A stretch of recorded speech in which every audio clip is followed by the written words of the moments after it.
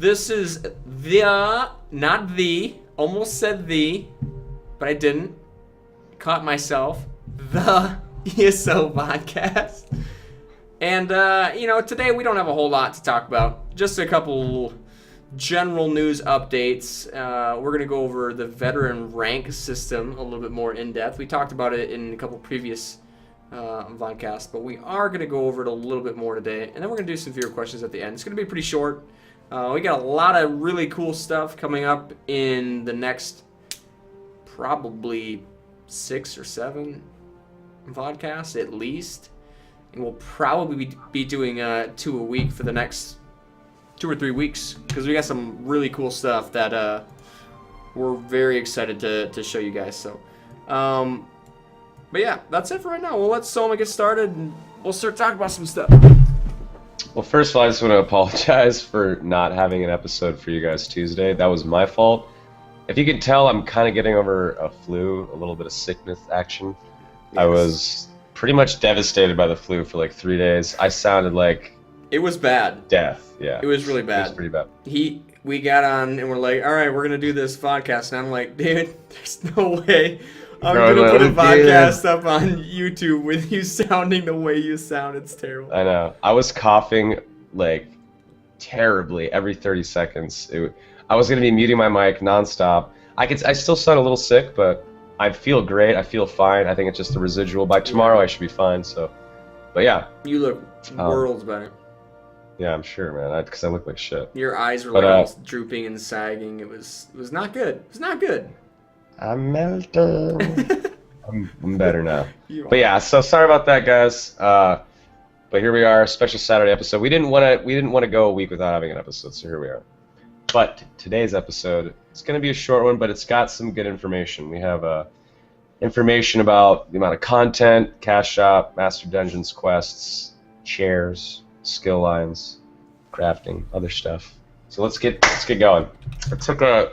I took a lot of this information from an amazing podcast called Elder Scrolls Off the Record.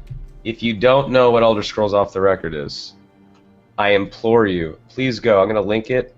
I'm going to link their website right now in the chat. Cool. Go there. They're cool people. ElderScrolls.mymiddleearth.com. These guys are cool nerds, ESO fans, Elder Scrolls really series cool fans.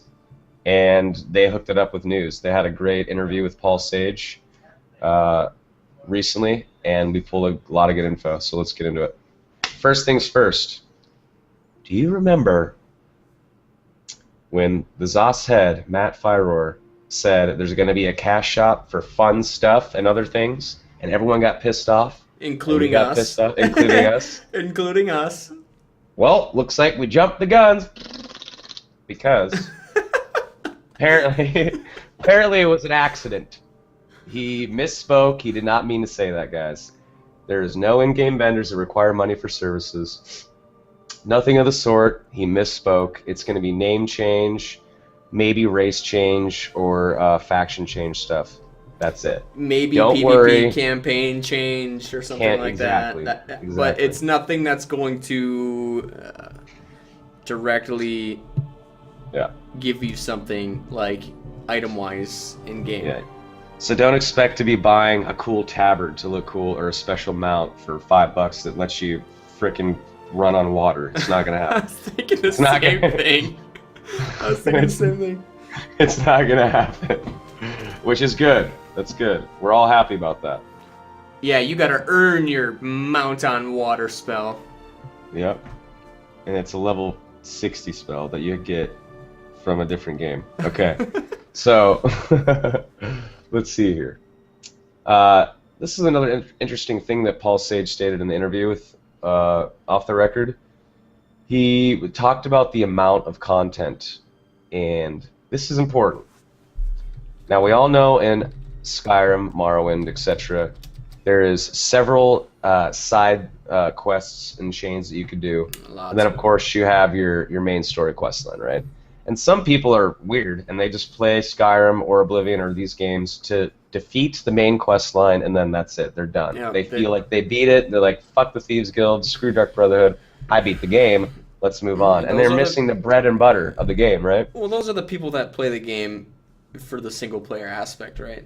They're there. No, I'm talking about like just Skyrim itself, or like Oblivion or Morrowind. Like, there's people that will play the game, only play the main quest, not even do the other side quests, not even attempt Fighters Guild or into the other guilds. They feel like, okay, I beat the main quest, I won. Oh, absolutely. Like, that's weird. Like, that's not how the game's supposed to be. But there's people that think like that. Mm-hmm. So, in ESO, Paul Sage stated that the average gamer that maybe plays like a few hours a day, a few days a week, maybe even a little more, maybe just like a slightly more than casual gamer, could at full speed kill and grind his way through the main quest line in ESO, the main quest line only, not the other stuff, just the main quest line, in about 120 hours. That's if you have a job and you play ESO and you want to defeat Molag Bal and destroy the main quest line, you could do it in 120 hours. Now, that being said, if you're someone like Deagen and I, where playing games is our job, or you're a crazy nerd in your mom's basement, or you're rich, you don't have to work, and you want to play like a madman nonstop, you can probably defeat the main quest line in 80 hours. And that's if you're playing 12 hours a day, 7 days a week, maybe even more. You could defeat it in 80 hours. Now, 80 hours seems, I don't know, it's not a crazy amount of time. But from previous articles and interviews and stuff as well, they have stated that it's just the beginning of the story. So hopefully they have, again, their frequent content updates that they've talked about, and they keep adding a little bit here, a little bit there, a little bit here. I would hate for it to be like huge content patches that add in big chunks of the story. I'd rather it be small things that keep the story moving, but I guess we'll see. But 80 hours is, it's not short, but it's not the longest quest line ever. Not the longest quest line ever. But don't forget, guys, there's tons of side quests, tons of other stuff to do, exploration, and we're not even adding in Cyrodiil and PvP. Right. So just imagine how much. I mean, don't think 80 hours is like gonna measure the scope of the game, right? That is not the scope of the game. 80 hours, the storyline alone, as far as the whole scope of the game, probably makes up less than, I'm going to say 40% of what the game is. So I'd say probably less. Probably less. I'm shooting it probably a little high, but right. The storyline, while I would imagine it's going to be great, I can't really expect anything less from them. But I don't think it's going to be the main draw for the game. I just don't feel like it will be. That being said, there was a special tidbit he mentioned about quests. And this is just something interesting that it's not anything like groundbreaking, just something interesting that I thought he said. And quests are developed in each zone so they can be done in any order. So normally, like, you earn a zone in an MMO, and you kind of have to follow that zone's story, and you have to progress through that zone through certain ways and follow this certain character and do this quest to get this quest, and then you discover this guy who will lead you to this guy who will tell you to pick up this sword in this dungeon, and then you go to the boss. And it's kind of on rails, where in this game, you run around in the zone all willy-nilly as much as you want, free-form style, you're parkouring around a mountain or something like that, and a quest giver will discover you. Like a panicked Nord will run up and say, a giant spider attacked my camp and bit my sister and is dragging her to a cave. Please help me. So you go over and you do that. You save the sister, and then you see something shiny in the distance. So you run over there and it's a sky shard, and there's a guy who's hurt next to it. And he explains that bandits robbed him and they're in that cave or something like that. Like, you discover stuff on your own, or they discover you, and that's awesome. And that allows you to travel around the zones and areas without feeling like you have to jump in a car on a track and go not through on a theme park. rails. You have a little bit of freedom. Exactly. That's one thing they've taken criticism on, though. especially in the early betas, if you guys have been reading and stuff like that on forums and whatnot, there definitely has been criticism of their whole, what's the word I'm looking for? They've compared it, they're trying to make it feel like it's the single player Skyrim, but in an MMO world, and trying to give you that freedom, but balance it with the MMO progression. And there's been a little bit of criticism on that, but I still think they got time. They're working on it. They're going in the right direction. Yeah. And he even stated this is an extremely difficult and challenging way to make quests, like for the production team. For sure. Because all the quests still have to, like, at the end of that zone, they still need to make sense together, right? It still needs to tell a story, just a story that's chopped up into bits that you can digest. Like, it's like reading chapter 7 before chapter 2, and then chapter 9, and then chapter 3, and then you finish it. You finish that book, but it all makes sense, even though you did it out of order, right? That's the challenge they have with every single zone. I think that's so freaking cool. I love that. I've seen it. It's awesome. It's great. If you played it at, PAX or whatever, you could see how those quests worked. And they do a good job. NPCs do run up to you, and do tell you what, and you could say, no, I don't want to help you, and just leave and then go do something else. That's cool. So it's challenging, sure, but the way it's set up, they all come together in the end, even if you can do them out of order, and that's great. Yeah, for sure. So here's something that might be a big bucket of disappointment for some people. Oh gosh, lay it on us. Evarwin asked Paul Sage in the interview, Elder Scrolls Off the Record, episode 81, the Paul Sage, he asked, can I sit in a chair like Skyrim? Paul Sage basically, very kindly, had to let him down easy and say no. Basically, he said no. So, you can't just go into a tavern and sit in a chair like you did in Skyrim. Does it bother me? Hell no. Is it going to bother, like, hardcore RP nerds that have only played the single-player games? Probably. Well, the people that role play and stuff like that, too, it's... Right. And I don't role play, but I still feel like, it would be nice to be able to sit in a chair. I don't even role play, but yeah. I don't know. I feel like that wouldn't be that hard to add in, but I guess that's not it. You're not going to be able to sit down. Well, you could sit down, but it's like on the ground, kind of like right. a WoW emote, where you sit. You could even sit in chairs in WoW, though, couldn't you? Yeah, you could. Yeah, WoW's old, too. I mean... Maybe that'll be an update. I don't know. Now updated in first major patch, you can sit in chairs. Yeah, I would be excited. But yeah, so you can't sit in chairs. Kind of sucks, but whatever. I mean, I'm willing to, let that one slide. We'll let it slide. I'm going to let it slide. Another thing about the 6 Master Dungeons. So we've talked about Master Dungeons before, but he gave a little bit more information. So Master Dungeons are actually, like we stated before, they're part 2 of the first dungeon, right? Well, at first we thought that the normal dungeons would have a cool story, and then you go back to the Master Dungeon, and then it's like what happened later, okay, we defeated this, now what happens? We come back. Continuation. Yeah. Well, they're saying it's a part 2. Instead of actually completing a story within that normal dungeons will end in a cliffhanger. And if you want to see how the story ends, you have to do the Master Dungeon. That is freaking cool, right? They're giving you the incentive to go back, even though you might not want to. I think it's awesome. You should want to, but that is going to be awesome.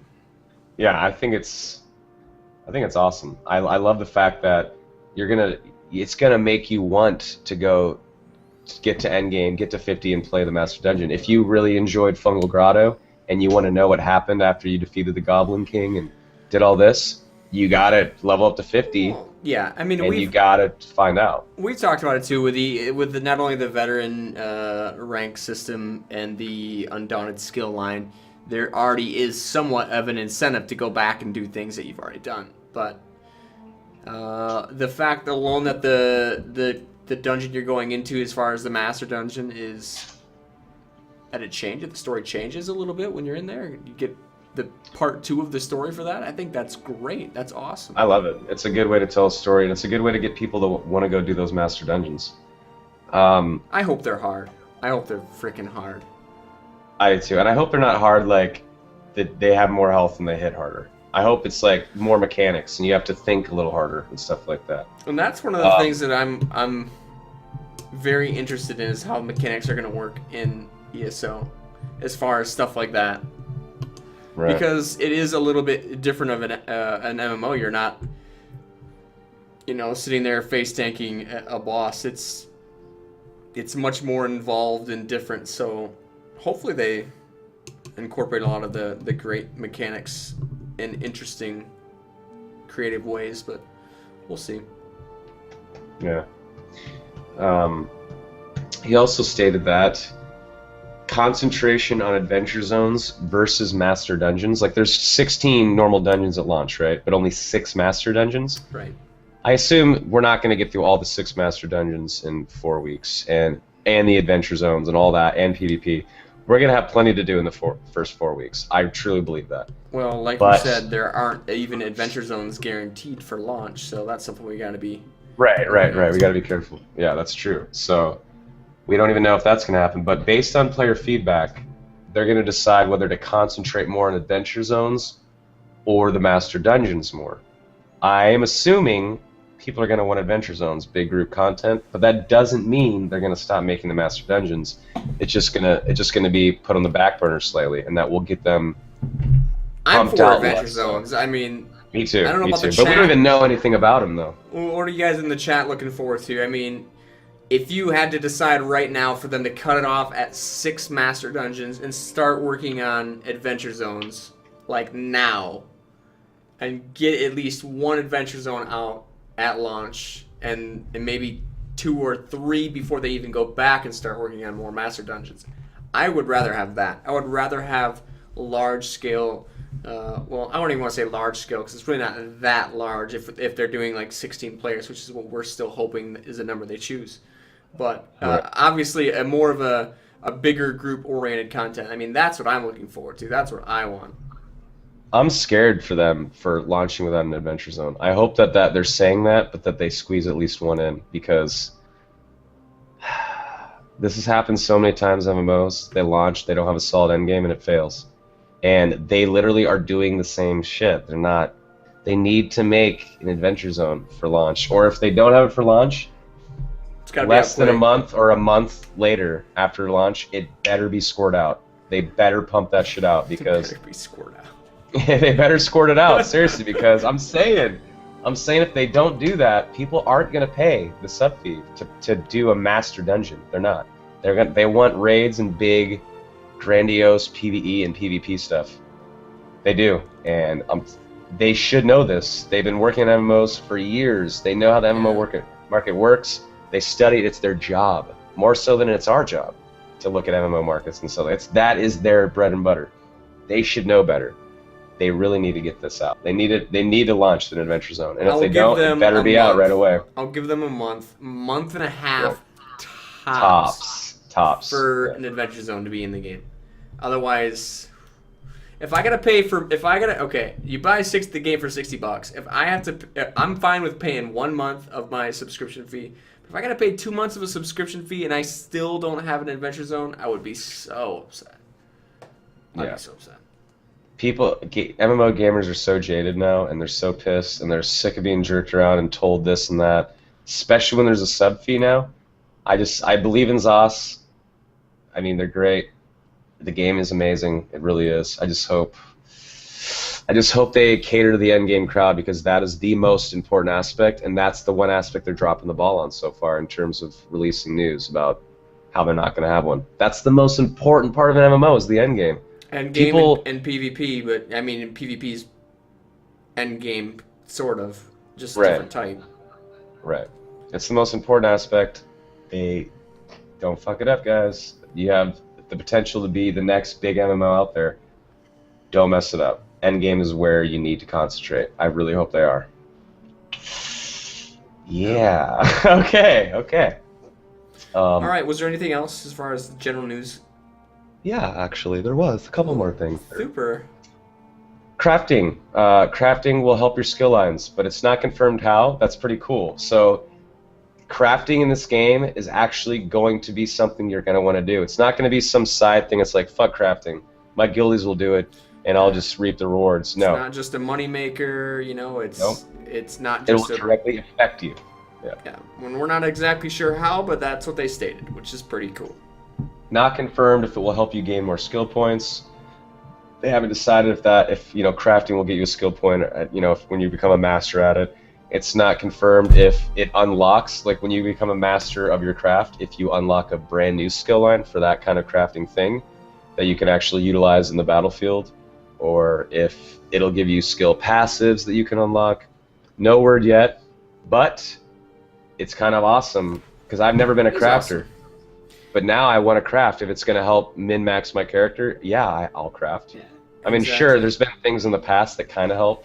Like in WoW, like you could be like leatherworking and get like a little bit of buffs, you know, if you're a rogue or whatever, if you're a leatherworker. That's cool, but it wasn't game-breaking. Well, I don't think it's going to be game-breaking either. I can't expect whatever you're going to get to be something where you're like, oh man, I just hit 50, I have to instantly max out my trade skill. I don't think people are going to feel like it's going to be that type of a bonus, but it'll at least be something where if you're playing for an extended period of time, it's going to be something that you're going to want to do. It's going to give you another thing to do, which will benefit you in the end. So it's just good. Right. It's good that they're adding in these things like that. Not like I keep going back to the veteran skill, the veteran rank system, and going back to the undaunted skill line, stuff like that, where going back and continuing to do things and getting a benefit from it is what keeps people playing a game. So it's good that they're adding in something for that.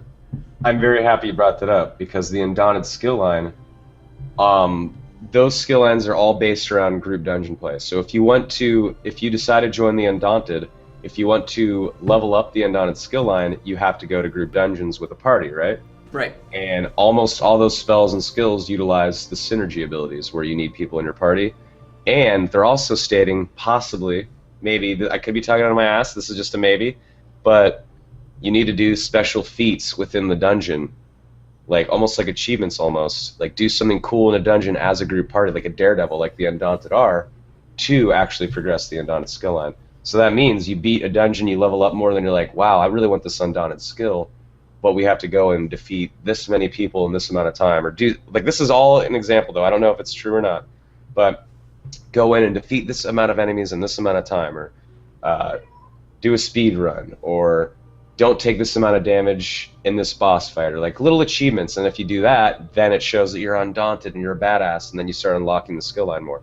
So it gives you incentive to go back and like try harder in certain things. You know what I just thought about though, which makes me, I guess, kind of happy when I start thinking about having to go in and do certain challenges with a group. I start thinking about, okay, I want to run with the same group every single time that we do a dungeon, because you want people to be like, okay, well, we're going for this, you know, challenge now, we're going for this challenge now, and everybody knows what they're doing. You know that you can count on the people. It kind of makes me not want to do like a looking for group type system with ESO. Oh yeah, no. I want my static group. I want the best. Dude, PvE groups and PvP groups in an MMO, having a solid group that you trust and you know what they're thinking before they even say it or do it is just as important as, say, a group in a MOBA or something like that. Like, there's pro raiders, there's pro groups, you know, in MMOs that are on it. They're just because they work together so well, and that's what I like too. Yeah, that's what I did. That's what I did in MMOs too. Like, I had my set raid group. I had my set people that I always did dungeons with. The healer knew what he had to do. I was normally the tanker DPS. I knew what I had to do. Everyone knew what they had to do. It was fantastic. And now if I can do that with the Undaunted skill line with a dedicated group, fucks yeah, motherfucker. That sounds amazing. Like, it's gonna be great. That's exactly what I like. So they're catering to my needs. For sure. Good job. Good job, Zoss. Excellent stuff. So I'd say the most important part of this episode, though, is the veteran rank system. So let's move on to that. That was all the general news, guys. Maybe veteran for rank you, system. The most important thing for me is the fact that I can't sit down, Soma. Oh. I want to sit in a chair. Does your butt hurt? What's wrong? My feet hurt from standing all day. Oh, Deagen. It'll be a patch update. Don't worry. patch 1.04. You can sit in chairs, and like there'll be fireworks and stuff, and it'll be awesome. And it's just gonna be like people just sitting down nonstop. Just, oh yeah. Oh yeah. Yeah. That's Perfect. a comfy, fake computerized chair. All right. So, veteran rank system, guys. This is so awesome. It's so great to actually find out what this actually is. Originally, people thought, maybe I earn veteran points and then spend them, like a badge system, like in WoW, which I liked at first, but it quickly got old that I had to go grind badges. I didn't like that. Well, in this, with this game's veteran system, this leveling system, it's kind of similar to the Paragon level in Diablo 3, sort of. Very similar, but it has differences. Right. After you can't gain veteran points until you hit level 50. But after you hit level 50, this is the way that you progress in the game after 50. This is like the end game leveling. As a veteran, level 50, you can rank up and gain veteran points and level up, like rank 1, rank 2, rank 3. I don't know how many ranks there are. I don't know if there's 50, 10, 1,000. I have no idea. But you have to rank up, right? And in order to gain this rank and gain these points, you'll have to do something like kill a boss in a master dungeon, and that'll help you level up. Or you'll have to kick ass in PvP in a group, or you need to defeat an adventure zone, or you need to go into 50 plus or 50 plus plus zones and solo, or something like that. And that's how you progress your veteran points, which will rank you up. So let's say you hit veteran rank 2. What does that get you? Well, that will unlock a whole new tier of gear and items, and maybe eventually even skill lines. We don't know, though. So let's say you're level 50, you play for 4 hours, and then bam, you're veteran rank 2. All of a sudden, you now have access to new weapons, new armor, and only you get to wear that shit, and other people of rank 2 can wear that. And then, of course, if you're rank 3, you could probably still wear rank 2 stuff. Cool. But to progress gear, you're going to have to level up your veteran rank. So that means people were like, why would I go to the 50 plus zone? I can just go to the Cyrodiil and PvP. Well, if you don't want to PvP, but you still want to grind your character and level them up past what you are, go to 50 plus. Go fight hard mobs, and you'll level up, and you'll be able to unlock new gear and stuff like that. But there's no spending points. Veteran points are basically another way of saying experience points. It's just veteran points because it's after level 50. So I am so happy about that. I love that system so much. I don't know about you. What do you think? I mean, we talked about it a little bit. Was it our last vodcast? I think so. But I briefly went over the whole veteran rank, veteran system, whatever, veteran points, whatever you're going to call it. And yeah, I think it's great. I mean, anytime a game gives you a way to continue to customize your character after you've reached the max level is great. We speculated a little bit on what the points will actually go into. I don't think we know anything about that yet, but I think that's going to play a major role on exactly how much we're going to like the veteran rank system. But I mean, I think it's great. I think it's great. Yeah. I'm very happy about this. I actually have a question for you, Deagen. So obviously we're going to want to level up quick, so we can get into Cyrodiil. Whenever we're obviously going to be leveling together in the guild on stream nonstop, pumping it out. Do you want? Oh, that's what I want to ask you. Do you want to pump it out and like speed through this, or are you actually going to want to listen to the quests and like? Because I was thinking like, this is a Skyrim style game. This is a TES game. This is a Morrowind like game where there's cool quests. Do we actually run through this so we can get to where we want to be quickly, or do we actually spend time on the quests? Well, I mean, what do you think? Maybe we'll have to find like a happy balance or something. I feel like we're going to be playing the game so much that if we take time and actually listen to what the quest is saying, it's not going to put us too far behind because we're going to be on for so many hours. Like there's some quests. There's some we can skip. I mean, I don't really care about like finding some farmers' lost pigs or something. I mean, I don't really care about stuff like that. But like dungeon quests, like I'm going to want to like listen to all that dialogue and like. For sure. Yeah. I'm sure we'll find a happy medium with that stuff. We'll be fine. We'll be good to go. It's gonna be okay, babies. It's gonna be fine. It's gonna be fine. But yeah, I mean, in general, the veteran rank system, I'm excited. I'm really excited. I wonder how many ranks there will be and how difficult it will be to level it up. I have more questions. They gave the mouse a cookie, and now I want a carton of milk. Screw a glass. I want the whole milk farm. I want to know more. Damn it. Yeah, I mean, this is what ZeniMax Online Studios does, though. They release a very little bit at a time. They don't give you the whole, piece of the pie. The whole pie. We'll get our information eventually. And as soon as we do, I'm so excited. The more news I get, the more I see the game. I just know, I just have a feeling it's really gonna stick. This is gonna be big. Yeah, I mean, we've done a lot of research now. We've got, 15 vodcasts out. The more research we do, the more we get pumped up about ESO. I mean, there's some stuff we're going to be talking about in the next few vodcasts that is going to further, I think, not only our excitement for the game, but a lot of our viewers' excitement for the game. We'll be going over a lot of skill line stuff and whatnot in the next few vodcasts. So definitely this next week we'll probably do it on Tuesday and maybe Thursday or something, or Tuesday and Saturday again, maybe. I don't know. Works for me. Yeah. Yeah, let's do that. Let's do Tuesday and Saturday again. I like that. Saturday's kind of a chill day for me, so Saturday works out pretty good. Sweet.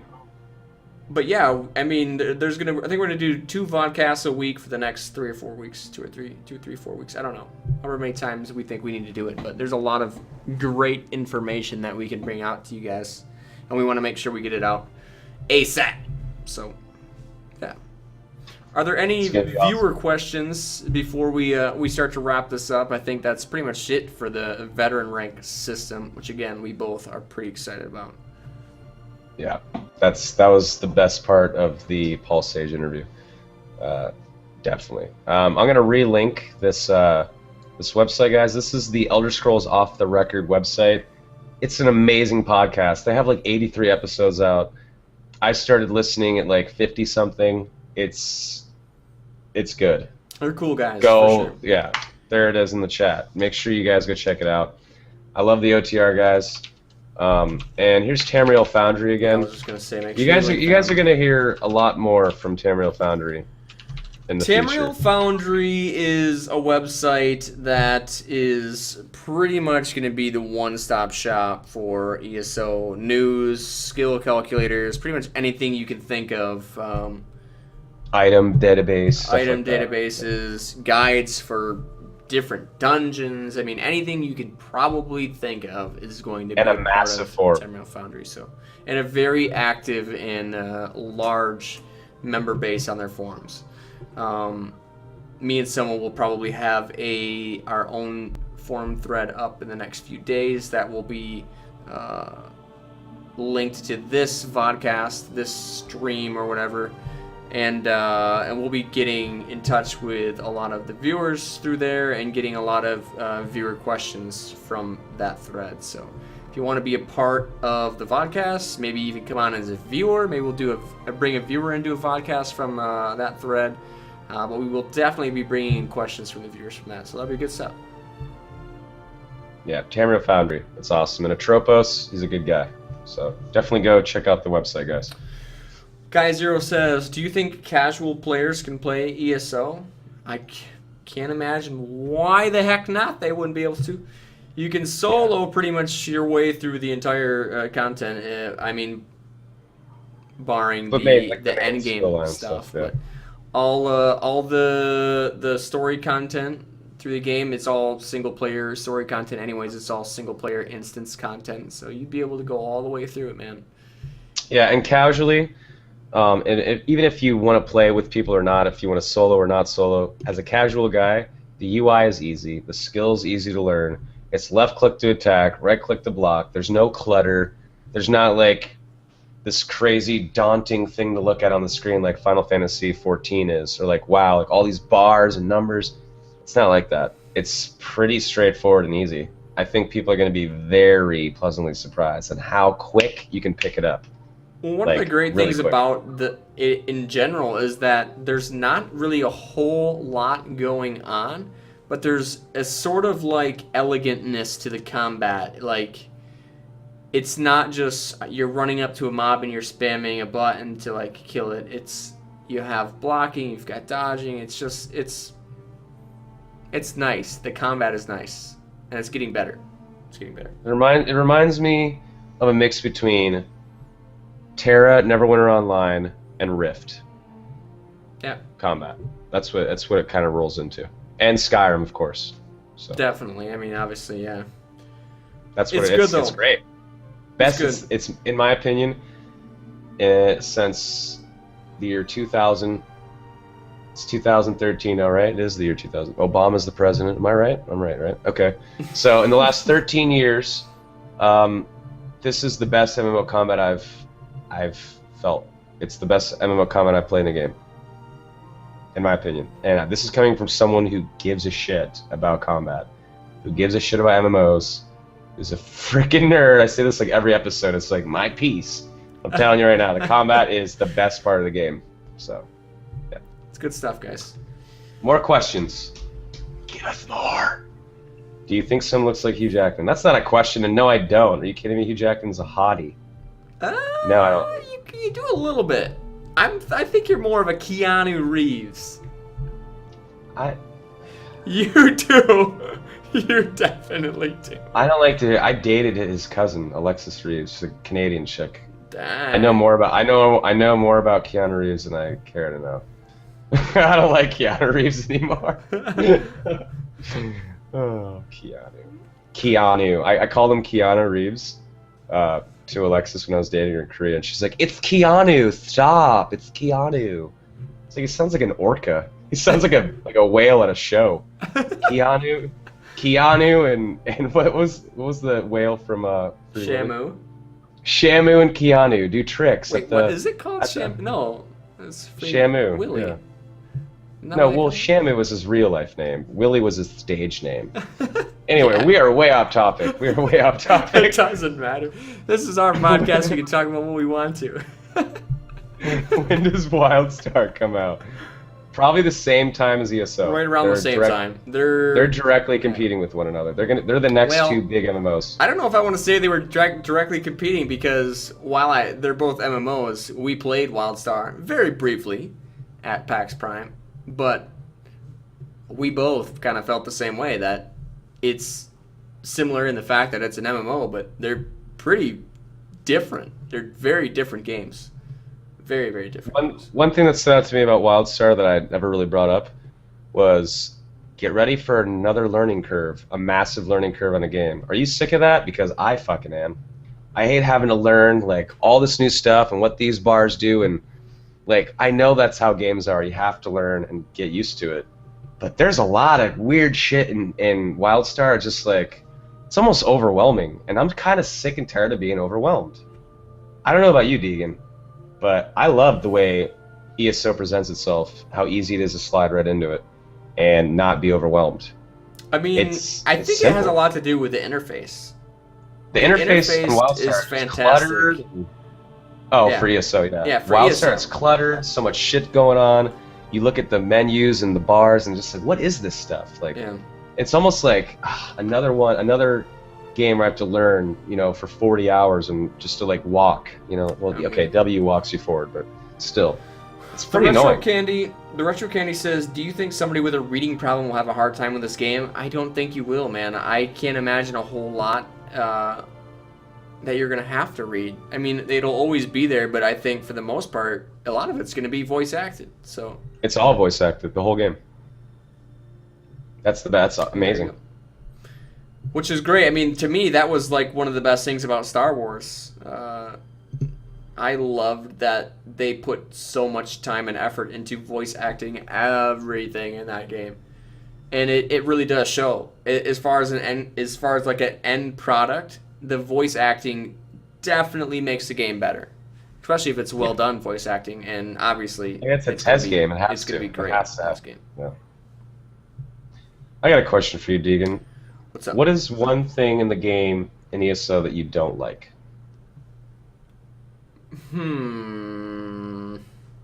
What is something that has you turned off? Well, I had a very limited play experience in the beta, so I haven't really got to mess with it a whole lot. So my opinion probably doesn't mean a whole lot right now, as far as the thing that is most daunting to me. But Or any features or anything? Something that has you nervous, maybe. I would say the thing that has me most nervous about the game is the fact that I don't want to feel like my quest line is on rails.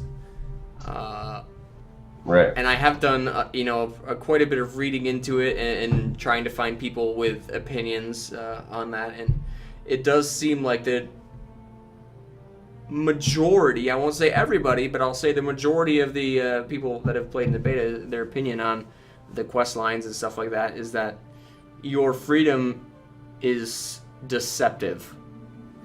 It's a very deceptive freedom. So I guess we'll see. Again, I haven't played the beta pretty much at all. Very limited amount of time in the beta, but I don't know. I guess we'll have to see, man. When we get into those zones and you're running around, is it going to feel like you're point A to point B to point A to point B, or I don't know. We'll see. I hope it's not. I hope I have a little bit more freedom than that. I'm happy you brought that up. That's the one thing I don't like about the game too. I don't like the fact that, and I brought this up many times, and you always tell me to shut up because it doesn't matter. But in WoW, yes, I'm bringing up WoW. I could run from the southern point of Kalimdor and run all the way to the top of Kalimdor without a load screen. I could run across the entire continent, and I could do it in the Eastern Kingdoms too. Yeah. I could run from Stranglethorn Vale to the top of the freaking continent without one. Like, I might run into the wrong zone and someone might kill me. Guards might kill me. An enemy player might see me and kill me. That was my risk, though, and that was the best feeling. In ESO, there's load screens between zones. And even more so, get this. There are even, like, Skyrim is such a big zone, right, within the game. There are even subzones within Skyrim that have loading zones. So you can't run from one point of Skyrim to the other side of Skyrim without hitting some kind of loading screen. I'm sorry, but that hurts it for me. Yeah. That worldly universal experience that I had in WoW, where I felt like I was in a big living, breathing universe in this living world. I'm not gonna have that same experience in ESO. I'm nervous about that. I'm really nervous about that. I wonder why is the game so beautiful and so complex that they just can't do it? Or is it just too hard? Why? I don't know. I mean, I'm assuming that the memory for this game is very large. There's a lot of files that are loaded to make things look beautiful, and things do look beautiful in this game. I mean, it's not a WoW where you walk in and it's like a 4 triangle tree. The trees look great. I mean, there's a lot of stuff in these zones. Right. I mean, like, I get it, like, I'm on an island and I get on a boat to go to a zone. Sure, there's a loading screen because I was on a boat. But what happens when I'm leaving Skyrim and I want to run into Morrowind? Is there a freaking invisible wall and I have to follow it until I find, like, this special door that I open in a load screen, and then bam, okay, I'm in Morrowind now, and all of a sudden everything looks different, and I look back and there's the door? If that's how they do it, it's gonna be interesting. It will be interesting. I'm nervous to see how they do it. It'll be interesting. If they mask it right, we'll never even notice. If they mask it correctly, we won't even care. But if they don't put a shroud over it and they don't cover it right, Fleet of Pigeons is talking about Final Fantasy. It's the same thing. They've got the zones being separated, and I can't say it's my favorite thing. I wish it wasn't that way, but at the same time, it doesn't bother me that much. You're lucky. It bothers me. I'm so happy for you. Because I like that feeling of being able to just roam the world. Oh, I mean, I love it too. I really do. But I guess maybe, I don't know. Maybe I guess I'm just a little bit more lenient with it. Maybe you're right though. Maybe if they mask it a good way, like they have some mountain or something that, I don't know, it's bodies just too of water steep, or or bodies of something water. like that. Yeah, something like that. Where maybe, like, okay, I can see how this would work. Blah blah blah. Whatever. We'll go around. Maybe it'll work. Maybe it'll work better. Maybe they'll have multiple points of connections between the different zones, and that could work too. And I'm nervous. If there's one, that would probably make me more frustrated with the whole situation. If there was just one connection between the two zones, that would suck. That would suck balls. So I guess we'll see. Yeah, and the loading screens too. Like they better not be like a minute long. That would break it. It needs to be quick. That's how you mask it. Is speed. Quick. So, quick. Any more questions, guys? Let's do one or two more, maybe. Any more questions, guys? Drop it on us. I am about to sneeze. Not you. I thought I ruined it for you. I thought I forced it back down inside. Bless you, your dear soul. Derpy. So ESO isn't going to have expansions. That is, I don't know where you got that from, but absolutely it's going to have expansions. It's going to have content updates. Things are going to be added in all the time now. As far as expansions, like, this expansion is going to cost you another $30. I don't know how they're planning on doing that stuff. It might not have that. It might. I'm not sure. But it will have content updates. Large content updates, at least for the first few months, until they maybe try to add on some crazy huge addition. I don't know. Yep. I don't think anybody knows the complete answer to that. Yeah, we don't know how the expansions will work. We do know that there's going to be content churning out quick. They're going to be harvesting that stuff real quick and giving it to the public. So yeah. For yeah, sure. don't. There's going to be a lot of updates. Don't worry about that. What part of the Elder Scrolls is the ESO going to be on? Like all everything. Of Tamriel. All of Tamriel.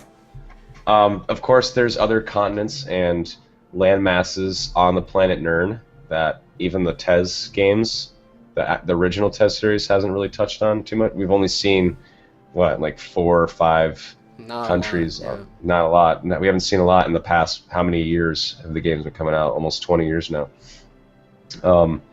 Yeah, actually 20 years next year, that's crazy. I think, right? But long time. Yeah, it's all of Tamriel. If you want to be a high elf, you'll be a high elf on the Somerset Isles. You want to be an Argonian, you're going to be an Argonian in Blackmarsh. You want to be a Breton of High Rock, you can go. It's the entire continent, and that's awesome. That's probably why there's zone loading screens, because it's huge. That world, that is big. It's gonna dwarf the WoW world. It really will. It's gonna be massive. Any idea when the game will be fully released? Second quarter of next year, I think, is kind of what they're shooting for, right? You want me to? Here's my guess. I'm gonna say March or April. That's my guess. I'm gonna guess March. That's probably a good guesstimate. I would. I mean, it's gonna be the late first quarter, early second quarter of next year is what it looks like right now. But there hasn't been an official release date now. I think March, April, May. Yeah. Do you think they will have more lore about the Dwemer and the Akavir?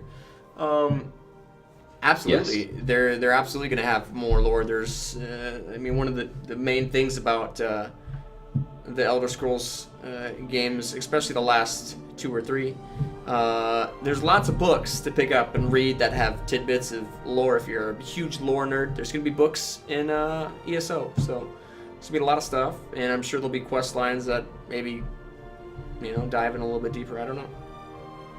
Yep. Will I be able to make skooma and sell it to people? You better fucking be able to. I will be the NA world's first best skooma dealer. I'll be a red guard skooma. I'm planning on rolling a red guard anyway. So I'll be rolling as a red guard, slinging that skooma on the hard streets of the Imperial City, motherfucker. What's up? What's really good with you? I got that skooma, dog. What's up? Yeah, you trying to get your stamina raised, dog? Smoke that skooma, mother. Just saying, I love skooma, and I love red guards, so it works out perfectly. Red guard, my least favorite race. I like them. The red guards are dope, dude. They're the most naturally talented warriors in all of Tamriel. Orcs, all the way.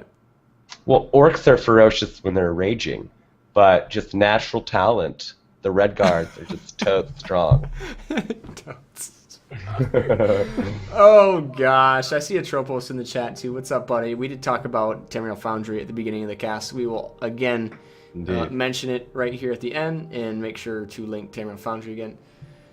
Again, if you guys haven't checked out Tamriel Foundry, it's one of the largest, if not the largest, ESO, well, I guess Elder Scrolls in general website. It's a great website. Definitely go check it out. Sign up for an account and post on the forums. Me and Soma will be probably running a thread on the forums, getting a lot of questions and stuff from you guys there, and maybe even pulling a viewer once a month or something into one of the vodcasts, just to incorporate that a little bit more with the streaming stuff. So definitely sign up, check it out. It's a great website. Yeah. All right, guys. I think that's gonna be it, though. We appreciate you guys being here. It's a good episode. Nice Saturday night episode. It was a Don't nice forget, episode. guys. We're going to be doing 2 episodes a week for the next at least couple weeks. We have important, awesome stuff coming out. The next episode on Tuesday is going to be important. It's a lot of information. Why don't you just if tell you them, want to know, tell them what we're talking about? It doesn't matter. We can okay, well, in that case. tease them. Tease them. Okay. Well, we're going to go over on Tuesday all of the passive and active skills in all 3 trees of the Dragon Knight. And we're going to theory craft and just be nerds and talk about the spells and skills and see how they all work together, and it's going to be cool. We're going to just completely talk about the Dragon Knight, go over all the spells and skills. We have them all. You can see them right now at Tamriel Foundry. So go to the website to check it out. If you want to check it out now and get a little bit of prior knowledge before the vodcast on Tuesday, definitely do it. Tamriel Foundry has it. So we'll see you guys Tuesday. Yep, on Tuesday. Thank you for watching, everybody. Have a wonderful, safe weekend. And we'll see you guys on Tuesday. Adios. Peace out, guys.